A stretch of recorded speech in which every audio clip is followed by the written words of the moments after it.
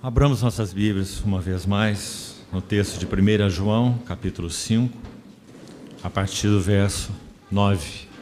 Se admitimos o testemunho dos homens, o testemunho de Deus é maior. Ora, este é o testemunho de Deus, que Ele dá acerca de seu Filho.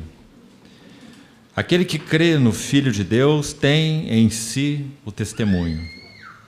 Aquele que não dá crédito a Deus o faz mentiroso, porque não crê no testemunho que Deus dá acerca do seu Filho. Vamos ter uma palavra de oração. Querido Pai, continuamos em expectativa e confiança, com nossos olhos postos em Ti. Obrigado pelo que já nos tem falado nessa manhã. Obrigado porque temos recebido de Tua plenitude, graça sobre graça. Depositamos nossos corações uma vez mais nas Tuas mãos e suplicamos a plena provisão e unção do Senhor para mais esse tempo de comunhão na Tua palavra. Esperamos única e exclusivamente em Ti. Glorifica Teu nome. E pelo bendito Espírito Santo, abre nosso entendimento, para compreendermos as Escrituras. Oramos no precioso nome do Teu Filho. Amém.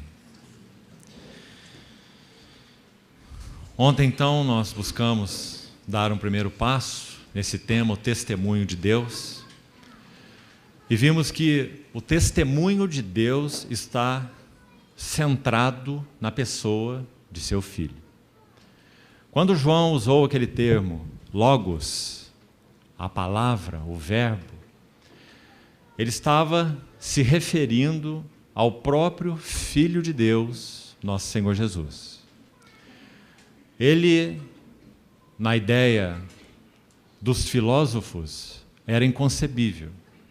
O logos, na mente filosófica, era aquele princípio impessoal, uma energia que de alguma maneira dava beleza, harmonia e sentido a todas as coisas criadas. E quando Deus, na sua soberania, colocou esse termo na panela da filosofia, para que cozinhasse durante aqueles 500, quase 600 anos, então ele usa João, de forma agora inspirada, para dizer que esse logos é Deus e estava com Deus, e por meio dele todas as coisas foram feitas. E mais que isso, João vai dizer que o Logos se faz carne e habita entre nós cheio de graça e de verdade, de tal forma que a sua glória é vista como uma glória singular do unigênito do Pai. E como citamos ainda na reunião anterior, todo o testemunho de Deus se centra, se expressa, está contido em seu Filho. Tudo que Deus tem a falar, com toda a sua criação, não apenas com seus redimidos, está depositado na pessoa de seu Filho, que tem comunhão com Ele de essência, comunhão de natureza. Não poderia ser diferente que toda a plenitude da divindade se expressasse no Filho, já que o Filho é a expressa imagem do ser de Deus. O Filho é o resplendor da glória. Então, queridos irmãos, se Ele é tudo o que Ele é, e sendo o que Ele é, que magnífico evento é a encarnação. Ontem nós citamos 8 eventos críticos da vida do Verbo de Deus. E não poderia ser diferente que esse primeiro deles fosse então a base de todos.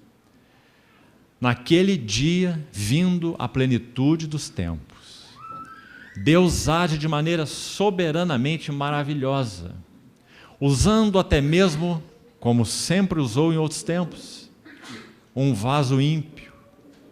O homem mais poderoso da terra naqueles dias, César Augusto, para que então decretasse aquele alistamento, que moveu o coração do carpinteiro José. E foi com Maria, a cidade de Davi, e ali de novo, no ato soberano de Deus, cumprem-se os dias da gravidez de Maria. Então ela gera o seu filho, primogênito, aquele menino, como disse Lucas, naquele capítulo tão maravilhoso. Os 2 primeiros capítulos de Lucas são tão únicos para falar a respeito dele. Como vimos, tudo no capítulo 1 e 2 de Mateus tem a ver com a realeza do Senhor. Tudo no capítulo 1 e 2 de Lucas tem a ver com a humildade e a mansidão através da qual o Senhor veio manifestar-se aos homens. Aquele que, sendo rico, se fez pobre por amor de nós, para que pela sua pobreza nós nos tornássemos ricos. Então aquele anjo se manifesta aos pastores e os informa a respeito desse nascimento. E diz que haveria um sinal. Um sinal. E esse sinal seria que a criança estaria envolta em faixas e deitada numa manjedoura. Que figuras maravilhosas como vimos. Essas fraldas e essa manjedoura tem muito pouco a dizer ao mundo, mas aquele que estava nelas envolvido é Senhor do céu e é o objeto da adoração dos anjos. Então aqueles pastores ouvem esse comunicado desse anjo dizendo que esse seria o sinal. E o texto diz que eles vão apressadamente a Belém, porque não apenas ouviram um anjo, mas diz que a glória do Senhor o circundou naquele momento de tal forma que ficou claríssimo a eles que eles estavam recebendo um comunicado do Deus da glória e sendo agraciados por isso. Então eles vão até Belém e confirmam o sinal. Diz o texto de Lucas que eles chegaram, capítulo 2 de Lucas, e viram aquela criança envolta em faixas e deitada em uma manjedoura. Então nós vimos que o Senhor vive 30 anos em praticamente silêncio, com uma única mínima exceção, que de novo só Lucas registra. Aos 12 anos de idade, ele é deixado para trás quando seus pais foram a Jerusalém. E a caravana vai embora e o nosso Senhor, ainda com 12 anos, fica ali, conversando com doutores. E eles estão impressionados com a sabedoria e com as palavras dele já aos 12 anos. E então, depois de algum tempo, os pais veem que ele não estava na caravana e voltam. E encontram nosso Senhor nessa conversa com eles. E, de certa forma, a sua mãe o repreende. Meu filho, seu pai e eu estávamos angustiados, como toda boa mãe fala. Nosso Senhor teve uma mãe humana e ele foi humano. Nosso pai e eu estávamos angustiados com você. E nosso Senhor ouviu aquela repreensão de sua mãe e disse assim a ela: vocês não sabiam que me cumpria estar cuidando dos negócios do meu pai? Que maravilhoso Senhor! Não do seu pai José, mas do seu pai celestial. E é a sua única palavra em 30 anos. Então, quando ele atinge 30 anos de idade, ele está lá naquela fila dos que estão sendo batizados, como vimos.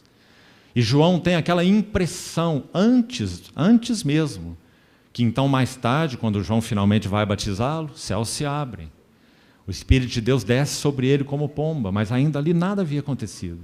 O Senhor apenas se apresenta dentre aqueles que se apresentavam a João em arrependimento. Então, aquele João que trovejava aquelas palavras tão duras contra aqueles hipócritas, por exemplo, e aconselhava aqueles que vinham ser batizados, examinando-os. Os soldados fizeram perguntas para ele: que devemos fazer? Contentai-vos com o vosso soldo, a ninguém maltrateis. Publicanos vinham ser batizados. E João os orientava da mesma maneira, para que eles não extorquissem. Naquela fila estava o nosso Senhor. E enquanto João para estes outros trovejava aquelas palavras, quando ele viu a face desse homem, ele que era o seu precursor, então ele disse: eu é que preciso ser batizado por ti, e tu é que vens a mim. Como nós vimos registrado em João capítulo 1, apenas citamos, 2 vezes é dito, registrando as palavras do Batista, João: eu não o conhecia. Interessante, queridos irmãos, para contemplarmos um pouco mais da beleza da encarnação. Quando nosso Senhor já era um bebê gerado no ventre de Maria, Maria recebe a notícia de ninguém menos que o anjo Gabriel, o próprio que falou com ela sobre o nascimento do Senhor e quem ela geraria. O ente santo que te há de nascer será chamado Filho de Deus. Lucas 1,35. A partir daí o anjo Gabriel dá uma outra notícia para Maria. Ela é avisada que a sua parenta, Isabel, idosa e estéril, está grávida também. Porque para Deus não haverá impossíveis em todas as suas promessas, diz Gabriel. Então também, de novo, como uma boa mulher, Maria deve ter chegado a José e disse assim: José, a minha parenta idosa e estéril está grávida. Arruma as malas e nós temos que fazer uma visita imediatamente para ela. Então é dito que eles partem para aquela região montanhosa e Maria vai visitar Isabel. E quando Maria entra na casa de Isabel e simplesmente a saúda, ou seja, não havia ali nenhuma informação prévia, Maria entra na casa de Isabel e a saúda. O que acontece? A criança no ventre de Isabel já tinha 6 meses. Era o João Batista. Era o precursor do nosso Senhor Jesus.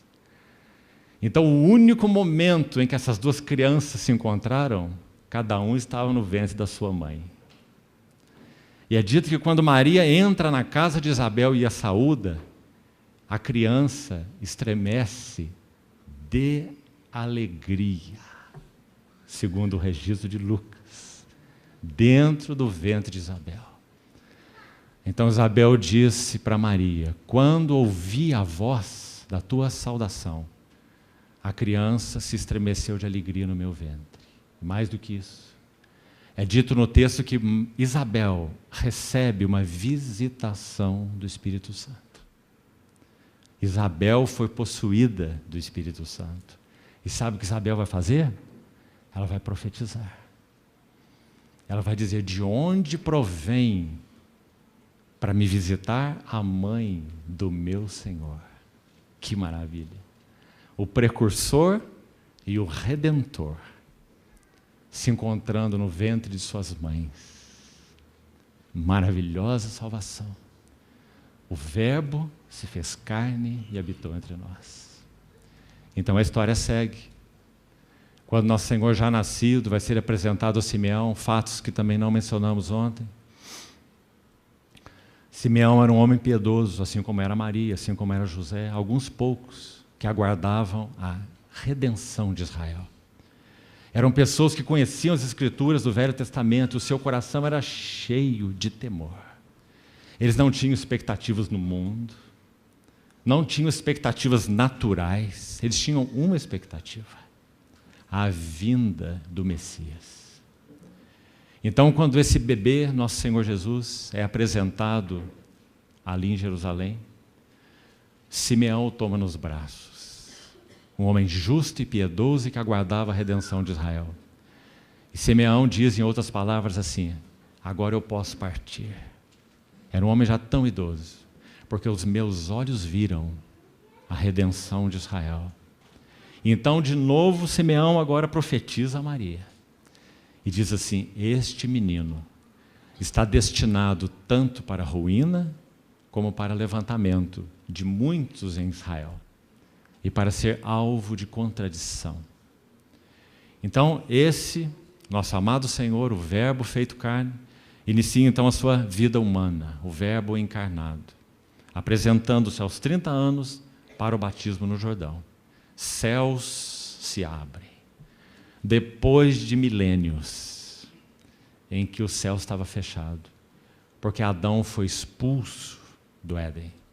E o caminho e a atmosfera da comunhão foram perdidos. Mas agora, o homem, segundo o coração de Deus, entra no Jordão. Então Lucas vai dizer, se lhe abrem os céus.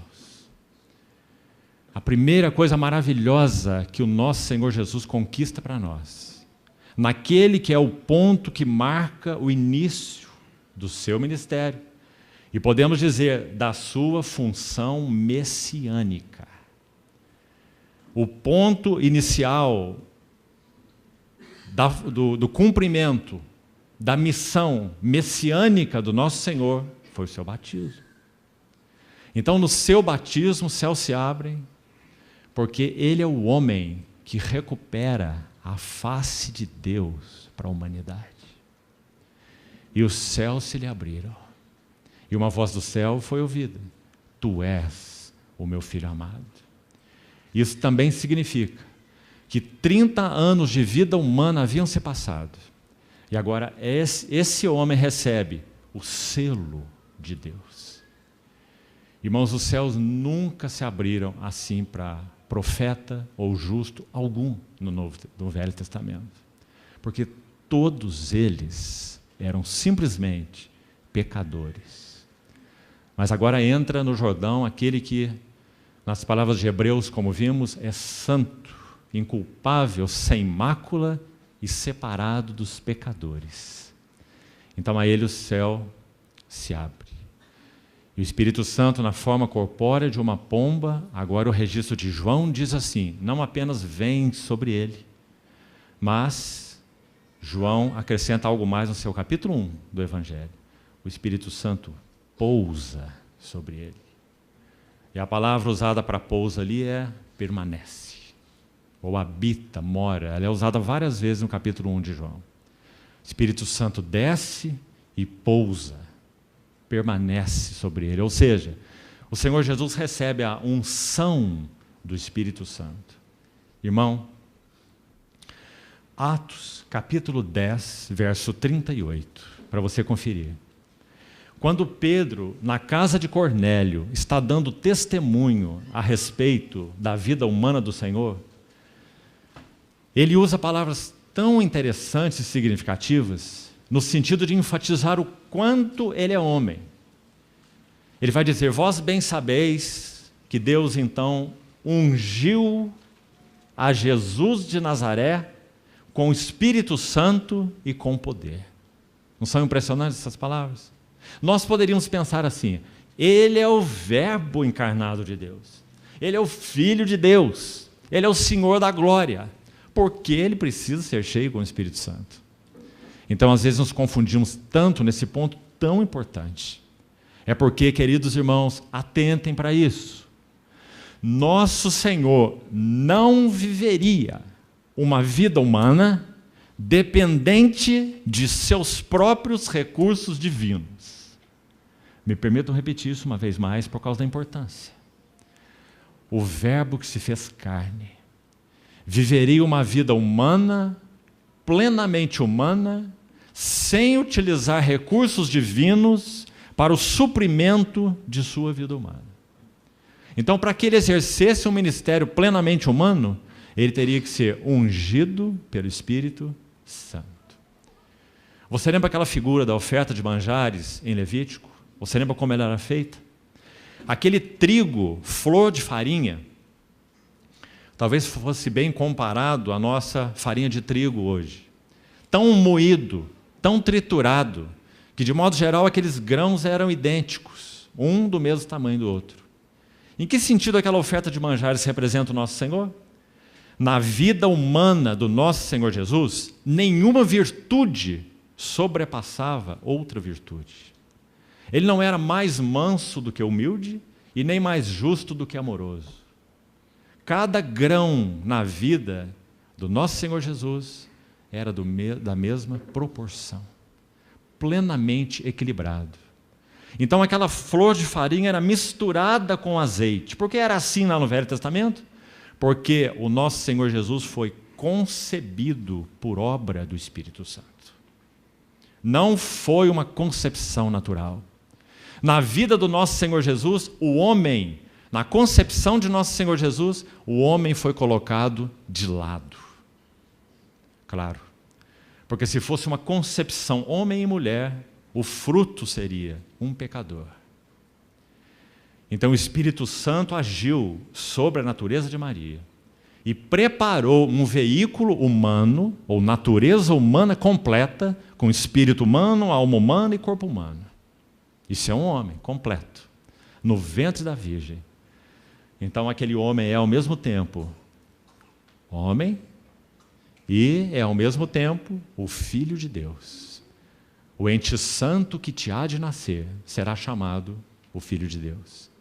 Então, depois daquela mistura, o azeite com a farinha, na linguagem de Levítico, aquele bolo recebia também uma unção.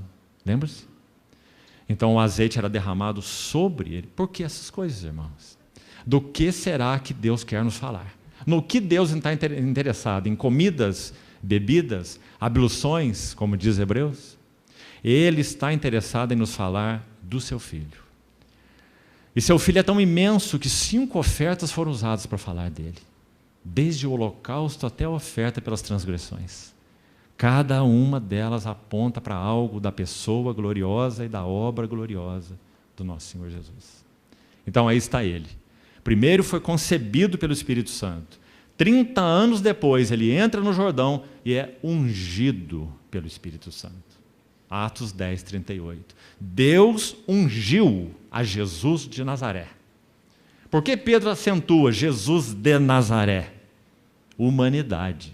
O carpinteiro, filho do carpinteiro, com o Espírito Santo e com poder, o qual viveu entre nós fazendo prodígios e milagres, como vós bem sabeis. Então Pedro vai seguir pregando o Evangelho na casa de Cornélio. Então, até aí, nós fomos ontem. Vamos dar alguns passos mais. Se não pudermos completar os 6 outros eventos críticos, nós seguimos hoje pela noite, para que não nos apressemos nesse assunto tão precioso. Mateus, Marcos e Lucas falam sobre a tentação do Senhor e usam palavras diferentes. O Senhor foi levado pelo Espírito, o Senhor foi guiado pelo Espírito, e Marcos diz que o Espírito o impeliu. E a palavra de Marcos é mais forte. A ideia é como ser lançado no deserto. O Espírito tomou daqui do batismo, onde o céu se abre e a unção é recebida. O Espírito como que o toma e o lança no deserto, nas palavras de Marcos, para ser tentado pelo diabo. E o mês passado, nós tivemos oportunidade numa conferência de compartilharmos com mais detalhes a respeito dessas tentações. Então, não temos encargo de fazer isso nesse tempo, já que tomaríamos muito tempo. Mas nós vamos observar pontos importantes nessa tentação do Senhor. Primeira coisa, parece que o registro de Mateus é o registro cronológico, não o de Lucas. Se você observar Mateus 4, Lucas 4, então, se você abrir sua Bíblia, você vai ter os 2 registros sobre a tentação aí. Lucas inverte a ordem na 2ª e 3ª tentação. Mateus parece ter a ordem realmente cronológica dessa tentação. Por que pensamos assim? Em primeiro lugar, porque o impacto das tentações na vida do Senhor foi progressivo. Em primeiro lugar, manda que essas pedras se transformem em pão. O que está acontecendo ali? Nosso Senhor está sendo tentado na esfera do corpo. 40 dias de jejum. E teve fome. Deus não tem fome. Mas Ele é o Verbo que se fez carne. Verdadeiramente homem. Divino e humano. Teve fome após 40 dias. Então o tentador se aproxima dele e diz: se és o Filho de Deus. O que ele tinha ouvido no Jordão, tu és o meu filho amado. O que o diabo diz a ele? Se tu és o filho de Deus.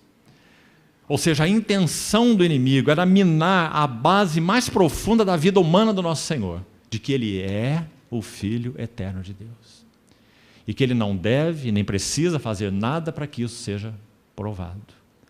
Mas ele então foi afetado na esfera do corpo, quando teve fome e o diabo se apresenta a ele. Se és filho de Deus, manda, porque o Filho de Deus manda. Então manda que as pedras se transformem em pão. Todas as 3 respostas que o Senhor dá ao diabo nas tentações, preste atenção, são extraídas do livro de Deuteronômio. 2 no capítulo 6 e 1 no capítulo 8. Fica de tarefa para você procurar depois onde estão. Ali estão as 3 respostas do Senhor, todas extraídas daquele livro.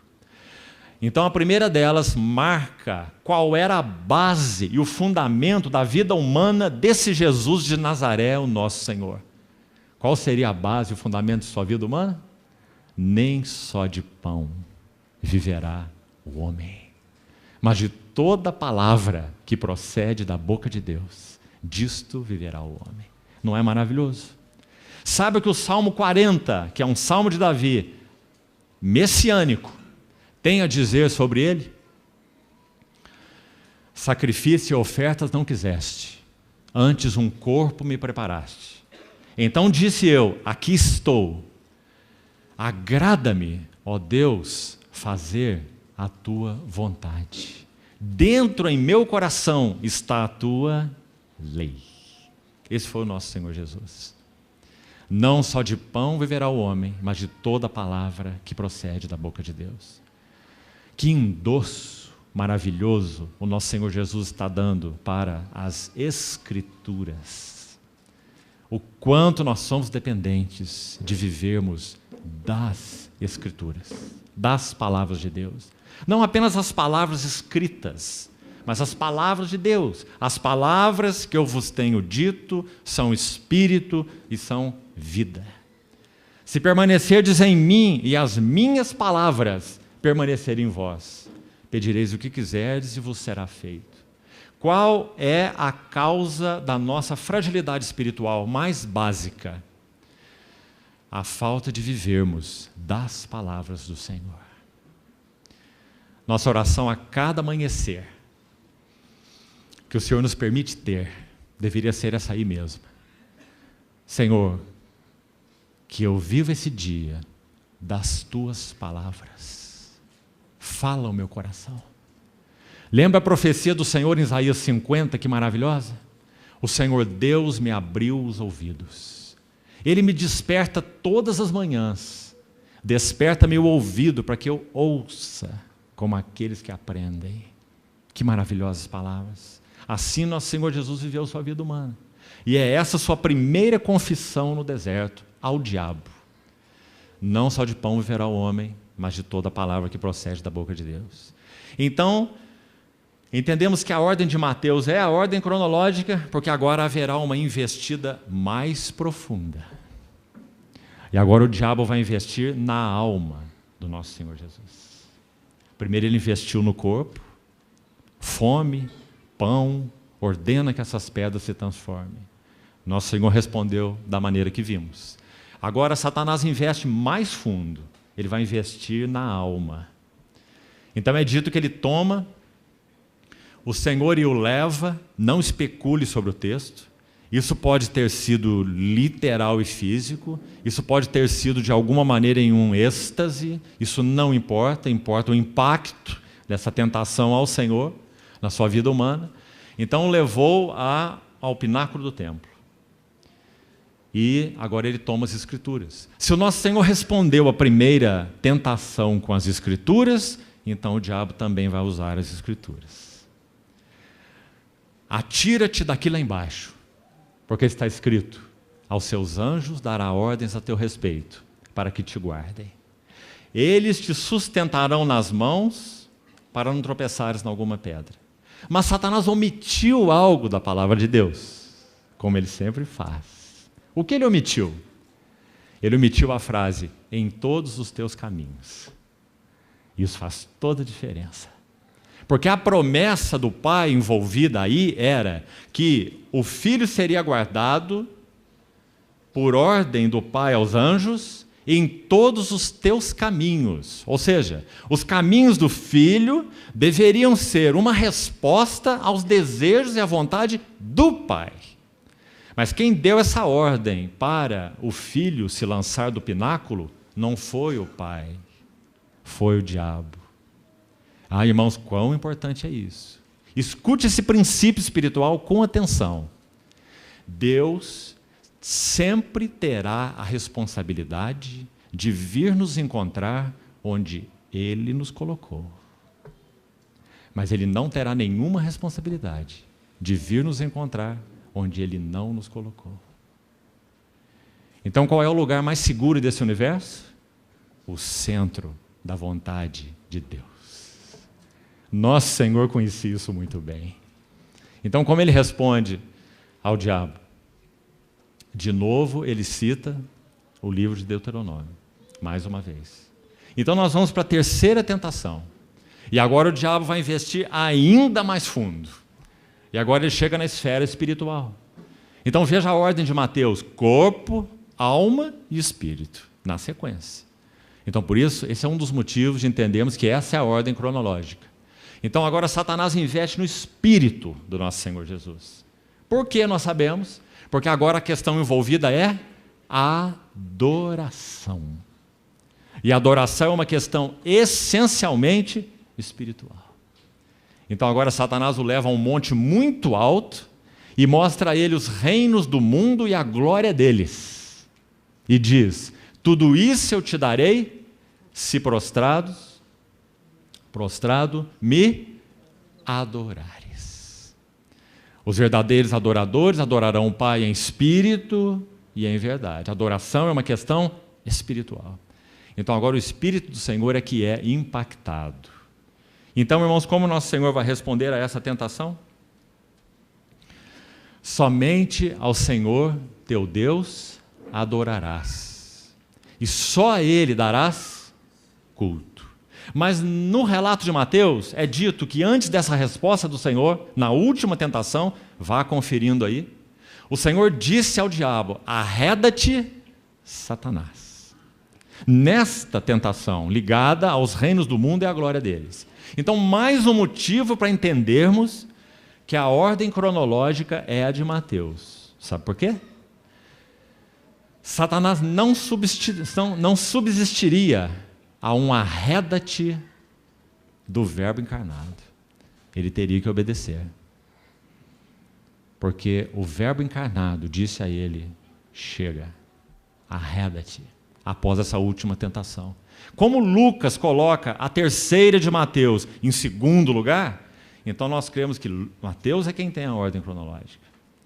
E quando o Senhor deu a ordem, arreda-te, Satanás, porque está escrito: só o Senhor teu Deus adorarás e só a Ele darás culto.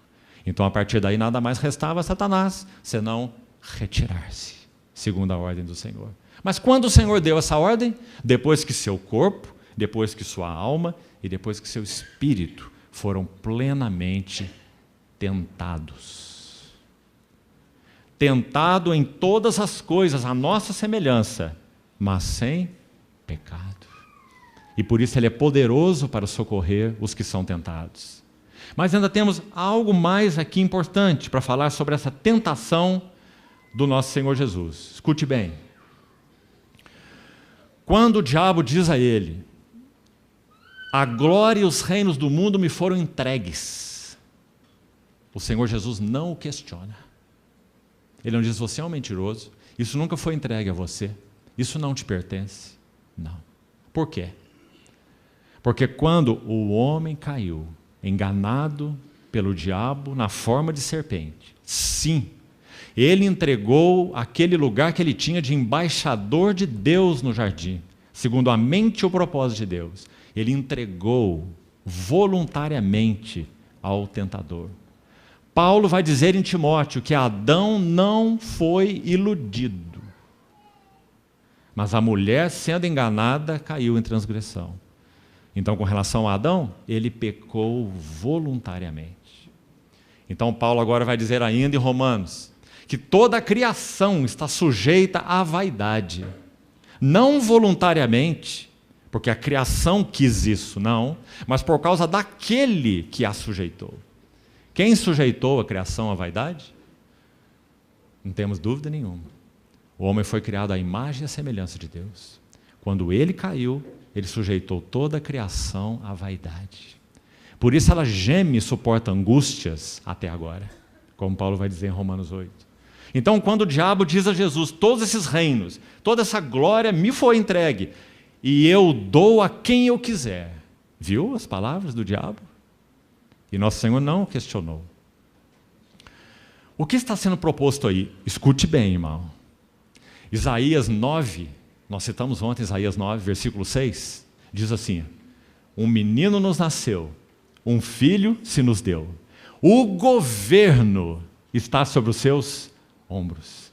O seu nome será maravilhoso, conselheiro, Deus forte, Pai da eternidade e príncipe da paz, para que se aumente o seu governo e venha paz sem fim. Não é esse o texto? Nós ainda não terminamos o texto, mas nós vamos parar aqui por um minuto. Porque o que Satanás está apresentando ao Senhor e o poder dessa tentação está aí. Ele está dizendo assim ao Senhor: você, em outras palavras, você não é o Messias, você não é aquele que foi enviado para possuir os reinos do mundo e governar e trazer paz sem fim. Quem sabe, irmãos, diante do Senhor, Deus homem naquela hora, foi apresentado um quadro dos reinos do mundo como eles são, caídos, necessitados de que o governo do rei, dos reis, se estabeleça sobre ele, o mundo. Então o diabo diz: isso é meu, eu recebi por direito, mas eu te entrego se você prostrado me adorar. Você não é o Messias? Assuma sua messianidade agora, e reine, e domine, e governe. O que Satanás propôs ao Senhor? Um reino sem cruz. Essa era a sua intenção final. Então o Senhor, em outras palavras, ele disse um não ao diabo, porque ele sabia que não haveria coroa sem cruz. Não haveria glória sem cruz. Então nosso Senhor diz: arreda-te, Satanás, só ao Senhor teu Deus adorarás. E aí seguimos com o texto de Isaías, quando diz que seu nome será maravilhoso, conselheiro, o Deus forte, o Pai da eternidade, aquele que vai trazer a paz, o príncipe da paz. O seu governo será sem fim. O governo está sobre os seus ombros. Mas note lá em Isaías 9, 6, 7, 8. O zelo do Senhor dos exércitos fará isso. Que maravilha esse versículo. O Senhor então não tomaria esse reino pelas suas próprias mãos. Ele tomaria esse reino pelos caminhos do Pai, segundo a vontade do Pai, no tempo do Pai, à maneira do Pai. Então, finalmente, é dito que Satanás se retirou e anjos vieram e o serviram. Então, nós comentamos ontem de passagem o livro de Hebreus. Que livro precioso. Ele, sem dúvida, em particular, nos 5 primeiros capítulos, eles têm esse pano de fundo do valor da tentação do Senhor muito esclarecido, em particular nos 5 primeiros capítulos. Para você se lembrar, no capítulo 5, o autor de Hebreus vai concluir assim: todo sacerdote é tomado de entre os homens, porque ele deve ser capaz de condoer-se dos ignorantes e dos que erram. Lembra-se das palavras de Hebreus? Porque ele mesmo está rodeado de fraquezas. Assim, Cristo não se glorificou a si mesmo para ser sumo sacerdote, mas antes aquele que lhe disse: tu és meu filho, também disse: tu és sacerdote para sempre, segundo a ordem de Melquisedeque. Sabe, irmãos, o sumo sacerdócio celestial de Cristo brilha aos nossos olhos quando nós vemos com clareza a humanidade do nosso Senhor Jesus. Compreende, irmão? Quem é que intercede por nós? Quem é aquele que foi tentado em todas as coisas? Quem é aquele que colocou um trono nos céus, que o autor de Hebreus chama de trono da graça? Acheguemo-nos, portanto, junto ao trono da graça, para recebermos misericórdia e acharmos graça para socorro em ocasião oportuna. É dito num dos registros da tentação do Senhor que o diabo o deixou até a ocasião oportuna. Muito interessante. E por causa dele, de sua obra, de sua pessoa gloriosa, nós temos no céu um trono de graça. Irmão, sabe qual é a nossa falha? É não utilizarmos esse caminho como nosso caminho habitual. O caminho para o trono. Para nós recebermos misericórdia, porque somos pó. Recebemos graça, porque precisamos de provisão. Achegando-nos a esse trono, receberemos os dois. Nós somos fracos, o Senhor é misericordioso. Nós vamos nos desculpar por causa de nossas fraquezas, o Senhor é gracioso. Compreendeu a diferença entre as duas palavras? Ele concede misericórdia, porque nós somos pó. Mas Ele concede graça, porque nós precisamos de provisão. Cristo vive em mim. Isso é graça. Não vivo eu, mas Cristo vive em mim. Quem vive em nós? Aquele que foi tentado em todas as coisas. Nós estamos afligidos no corpo? Ele conhece tão bem. Nós estamos afligidos na alma? Conhece tudo sobre isso. Estamos afligidos no espírito? Ele também conhece tudo sobre isso. Então, acheguemos confiadamente junto ao trono da graça. Hebreus 4, 14 a 16. Para encontrarmos graça e socorro em ocasião oportuna. Então, essa é a tentação do nosso Senhor Jesus. Quão importante é essa tentação. Esse homem deveria ser provado. Do contrário, ele não poderia ser aprovado. O livro de Hebreus, de novo, como citamos, 5 primeiros capítulos enfatizam de uma maneira tão linda a humanidade do Senhor, em particular, os 5 primeiros capítulos. E ali é dito no capítulo 2 que nosso Senhor Jesus foi aperfeiçoado para ser autor da nossa salvação. Você já se perguntou o que significa essa palavra naquele livro?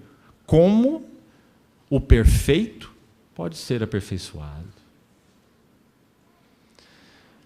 Aquele versículo diz que ele foi aperfeiçoado para ser o autor de nossa salvação. Aí fica claro para nós qual é a ideia. Ele teria que ser realmente investigado, escrutinado, provado em cada detalhe de sua vida humana. Do contrário, ele não poderia ser o capitão, a ideia da palavra lá é essa, o pioneiro, o autor da nossa salvação. Nós não teríamos um redentor eficiente como nós temos. Nós temos um Redentor tão eficiente, porque Ele foi provado em todas as coisas, a nossa semelhança, mas sem pecado. Então esse é o valor da tentação do nosso Senhor. Então, irmão, sabe o que o Espírito continua fazendo? Veja, o Espírito desce sobre ele no Jordão e o unge. O Espírito o lança no deserto para ser tentado pelo diabo. Nosso Senhor não era como um enfeite para ser colocado numa penteadeira, numa cômoda. Né? Esse homem foi lançado no deserto, 40 dias de fome, sede, para ser tentado. E depois o Espírito toma de novo e o traz do deserto para Nazaré. Então ele entra na sinagoga, Lucas vai dizer no capítulo 4, no dia de sábado, e ele toma as Escrituras, já que todo adulto responsável numa sinagoga tinha o direito de fazer isso. Então nosso Senhor sai do deserto, volta do deserto, vai para a sinagoga no dia de sábado, abre as Escrituras e que maravilhoso momento. Por quê? Porque Ele, o Verbo encarnado, Ele tem um lugar para abrir essas Escrituras naquele dia. Ele abre em Isaías 61 e lê publicamente assim: o Espírito do Senhor está sobre mim, pelo que me ungiu para evangelizar os pobres, libertar os cativos e apregoar o ano aceitável do Senhor. Então ele fecha as Escrituras e inicia o seu ministério terreno. Que maravilhoso, Senhor. Então agora nós teremos mais 3 anos e meio. Sabe o que acontecerá com ele? Vem fariseus de cá, vem saduceus de cá, vem herodianos aqui de trás. Você se lembra? Os partidos políticos. E vem jovem rico daqui, e vem o outro de lá. O que eles estão fazendo? Eles são moedores de grão.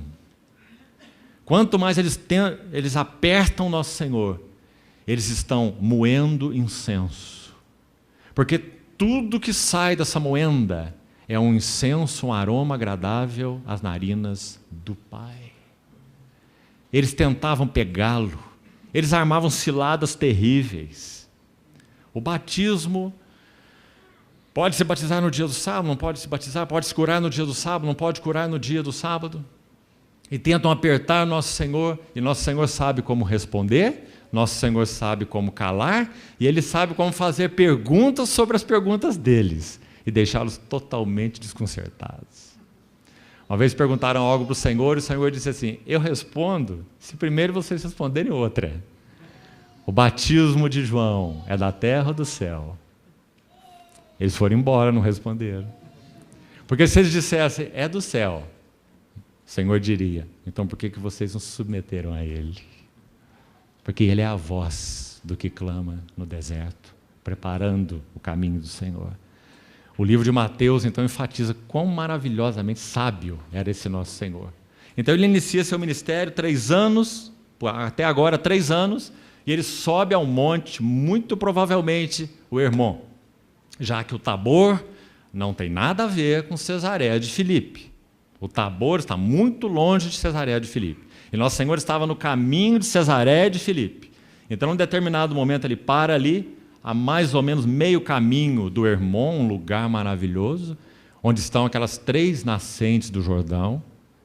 E então, nosso Senhor, Mateus 16, ele leva os discípulos a um lugar especial. Ele sai do curso do Jordão. Se você vê um rei no seu curso, ali você encontra de tudo. Ali você encontra sofá, pneu velho, toda forma de lixo. Não é? Aquele era o nível em que eles estavam. Nosso Senhor diz assim: acautelai-vos do fermento dos fariseus. Lembra-se? Mateus 16. Então sabe o que o Senhor vai fazer? Ele vai tomar os seus discípulos e começar a subir o monte. O que Ele quer fazer? Ele quer levá-los às nascentes da revelação. Saindo do nível dos escribas e fariseus. Ele tinha acabado de multiplicar pão. E quando nosso Senhor falou, acautelai-vos do fermento dos fariseus, os discípulos olharam uns para os outros, nós não trouxemos pão para a viagem. Foi isso que o Senhor quis nos dizer. E nosso Senhor, na sua paciência infinita, disse, eu não estou falando de pães. Vocês não se lembram quando eu multipliquei pães? Os pães para todos? Não se preocupe com pães. Eu estou falando da doutrina dos fariseus e dos saduceus. E vai subindo com eles o monte. E num dado momento ele para no Cesareia de Filipe e faz aquelas perguntas que nós já conhecemos. Quem dizem os homens que eu sou? Ele faz a pergunta mais importante do universo. As duas juntas. E depois, quem dizeis vós que eu sou?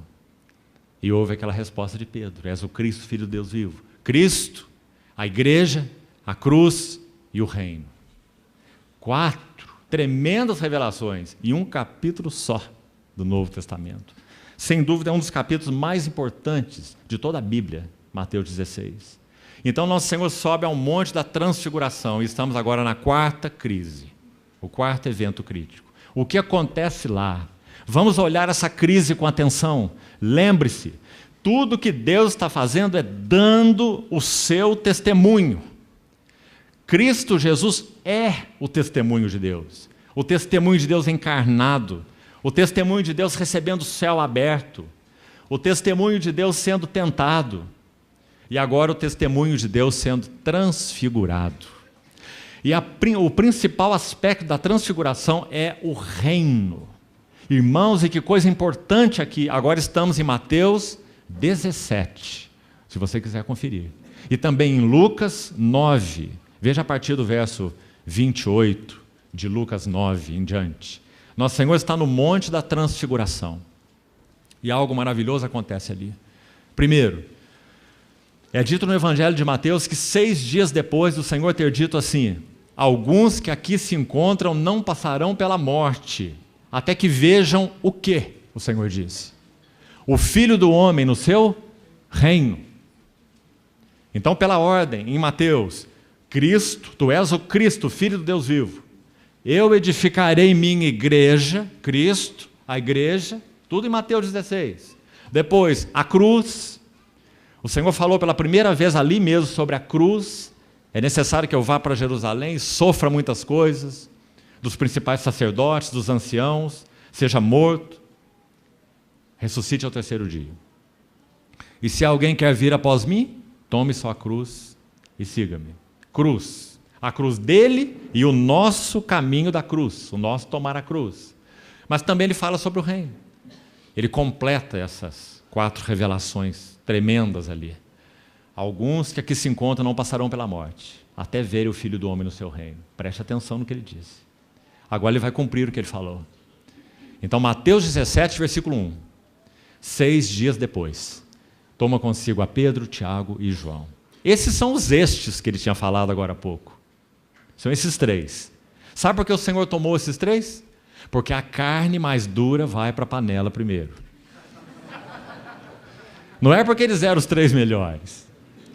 Ele toma os 2 filhos de Zebedeu. Você pode imaginar uma coisa dessa? Os filhos do trovão. Aqueles que quando passam por uma aldeia de samaritano querem chamuscar a todos. Não é? Senhor, o senhor não quer? Não, acho que está na hora de mandar fogo do céu e destruir essa aldeia de samaritanos. É o melhor que podemos fazer. E nosso Senhor disse, vós não sabeis de que espírito sois. O Filho do Homem veio buscar, salvar o que está perdido. Por isso ele gastou tempo com aquela mulher samaritana no poço de Jacó. E a salvou e a tornou uma testemunha sua. Então, ele toma essas 2 carnes de pescoço, Tiago e João.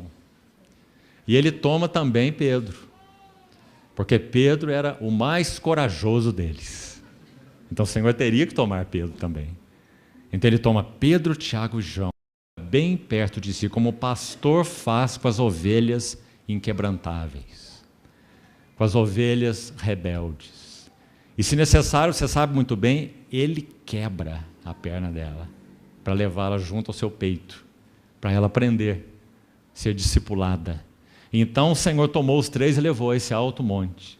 Então ele vai ser transfigurado diante deles. Então aquela cena maravilhosa é descrita.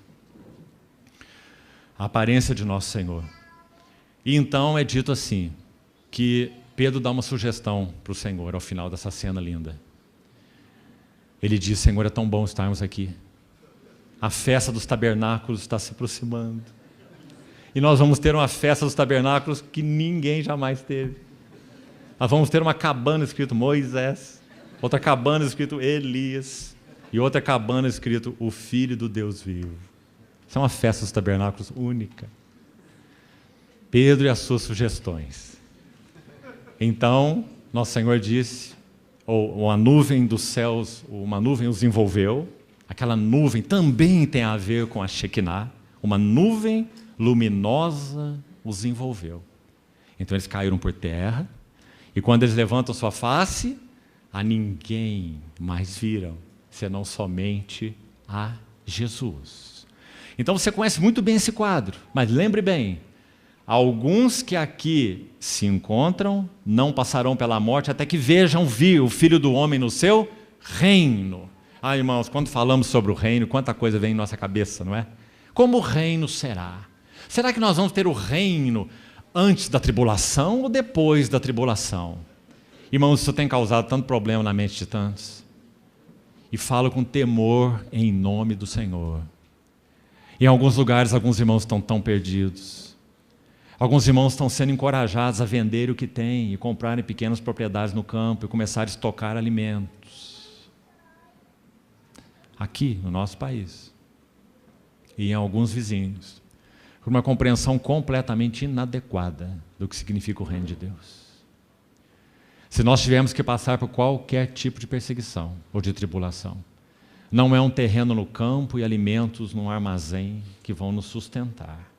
Nós teremos que ser escondidos no recôndito do seu pavilhão, debaixo de suas asas. Essa é a intenção do Senhor para nós. Nunca a igreja agiu se preparando para uma situação dessa. Esse é um evento único que nós estamos passando, por uma compreensão tão inadequada de tantos. Não faça isso, irmão. Quantas vezes eventos ligados à vinda do rei e do reino são enfatizados mais do que o rei e então o seu reino. Compreende o que eu quero dizer? Não fique pensando tanto a respeito da vinda do Senhor Jesus. Pense mais sobre o Senhor Jesus que está vindo. Compreendeu? Isso faz toda a diferença, irmão. A vinda dele não é onde está o nosso coração.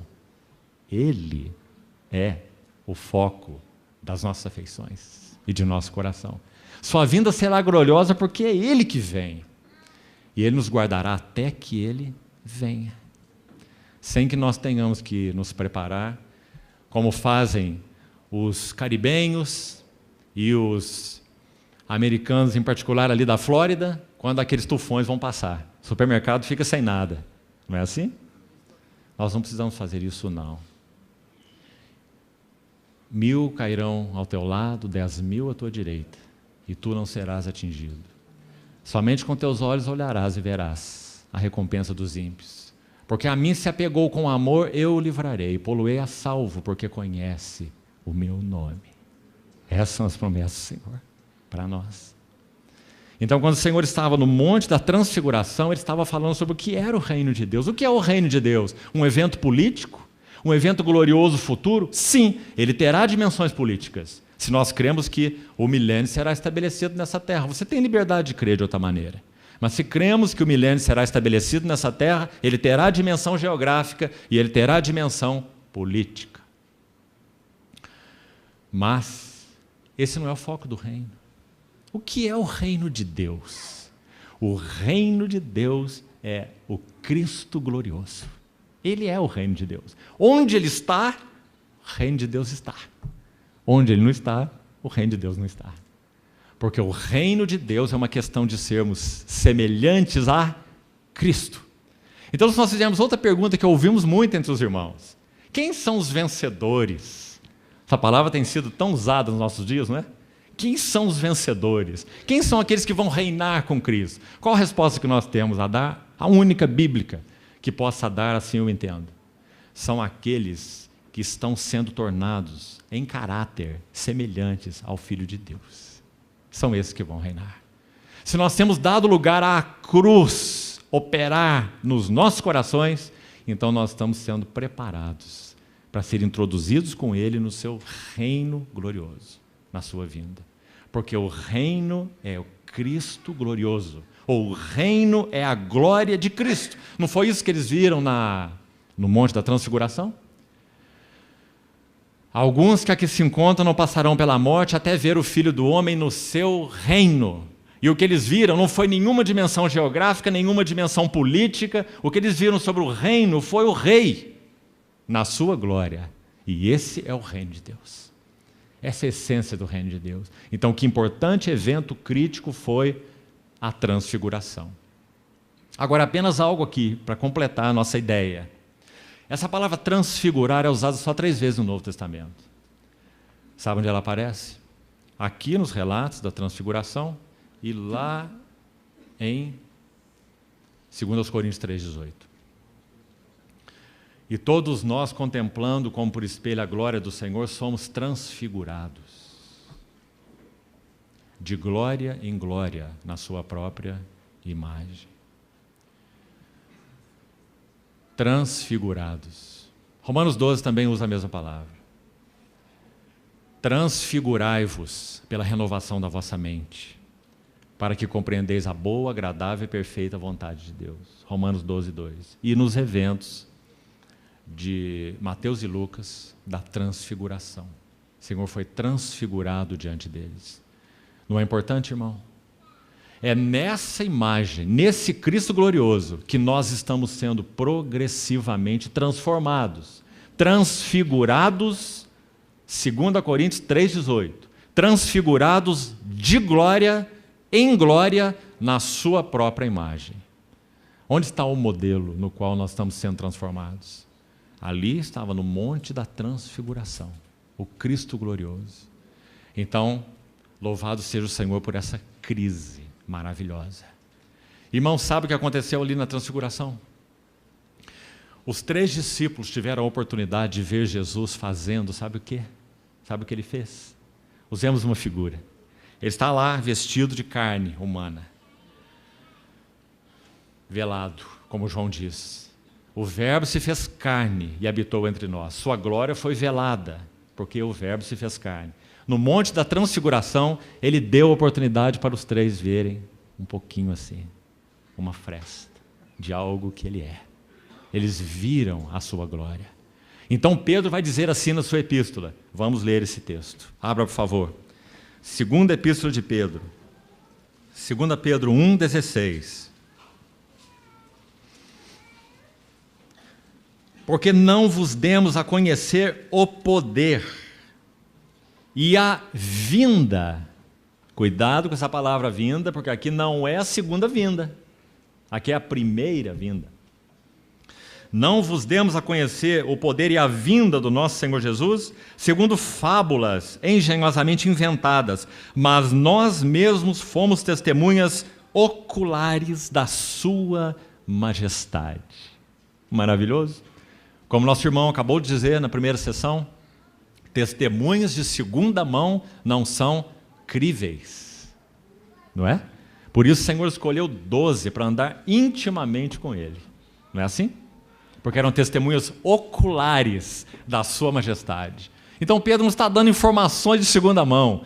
Olha o verso 17.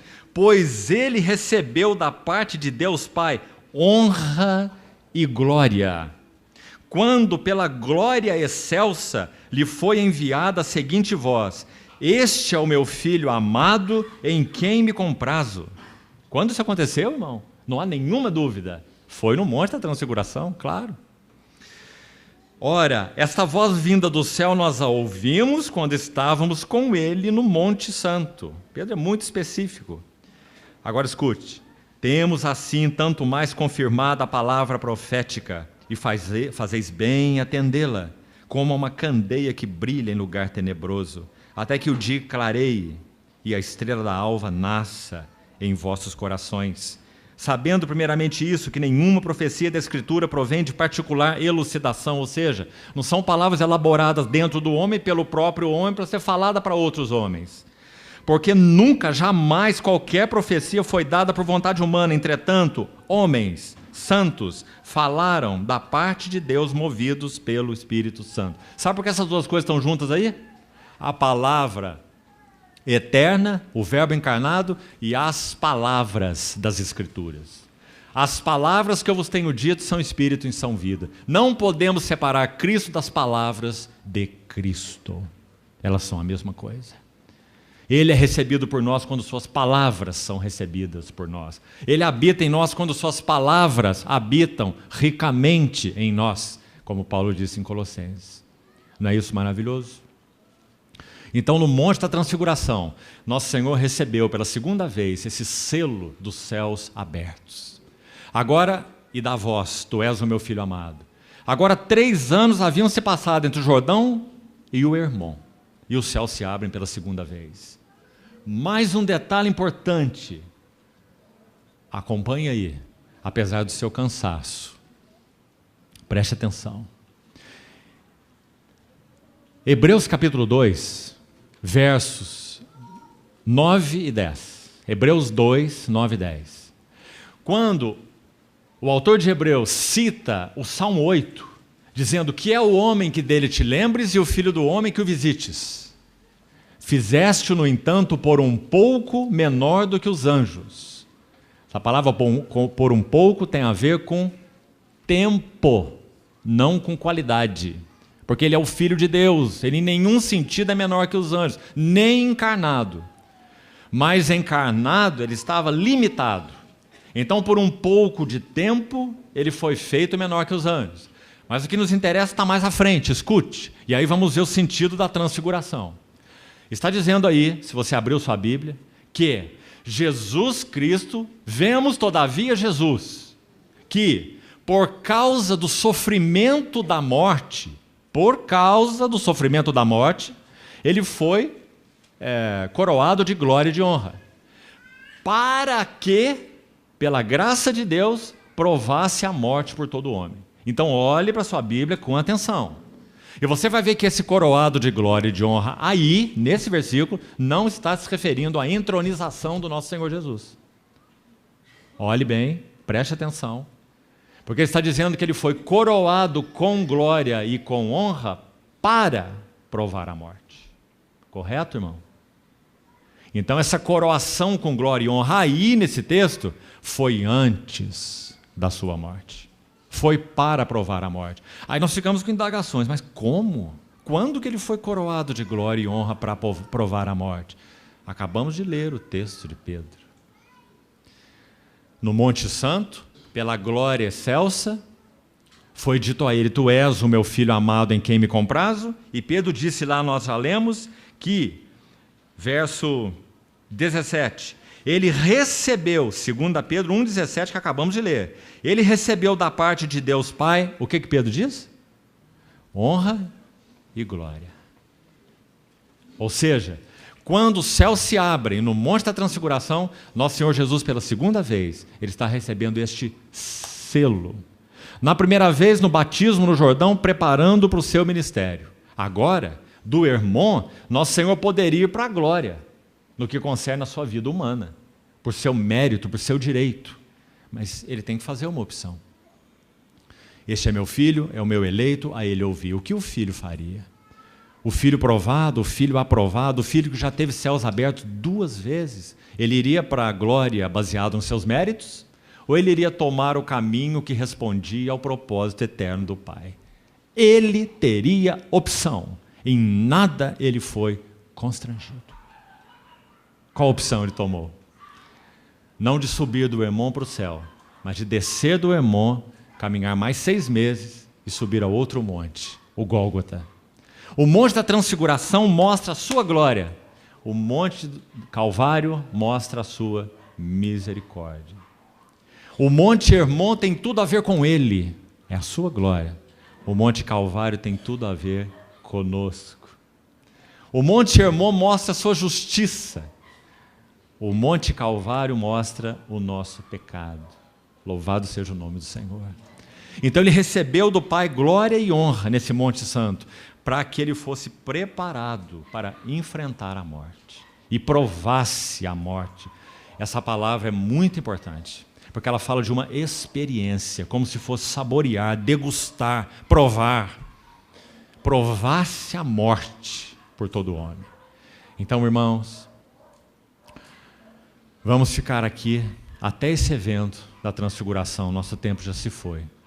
À noite nós seguiremos com o Getsêmani, a morte, a ressurreição e então a ascensão e a entronização. Esses eventos finais. Que o Senhor nos ajude e nos mantenha com os olhos abertos para podermos continuar vendo algo da beleza, da encarnação do Redentor, da missão do Redentor, da tentação do Redentor, a transfiguração do Redentor, e que tudo isso continue se abrindo aos nossos olhos de uma maneira tão linda e tão atraente aos nossos corações. Ele é o Senhor da glória. Aprove ao seu coração fazer-se pobre por amor de nós. Aprove ao seu coração não fazer nenhum gesto aos céus para que fosse socorrido.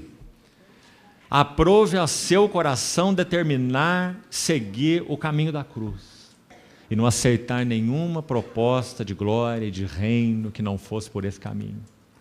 Tudo isso para que o propósito eterno do coração do Pai fosse cumprido e o Filho, no singular, pudesse conduzir muitos filhos à glória e se tornasse então o autor da salvação deles. O Senhor continue falando aos nossos corações. Vamos orar. Senhor, obrigado,